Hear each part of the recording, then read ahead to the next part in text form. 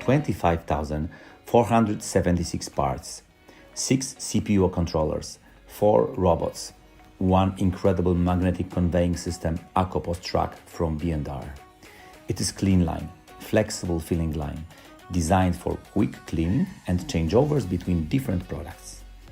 The basic configuration is bottle sorter, dosing machine, cup sorter connected to the cupping machine, labeler and case packer.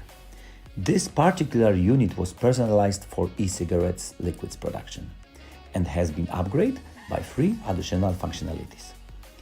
1. Robotic insertion system for second closure component, in this case dropper. Secondly, quality control systems, 100 wave control and vision control of the product, including reject table on which bad quality products are sorted. And most important functionality is inline mixing to avoid expensive offline mixing processes. This design enables to produce efficiently tens of different products flavors during one shift. In this way, it is possible to personalize various products, cosmetics, smoking liquids, perfumes, and many others. Can we call it on-demand manufacturing system? What do you think?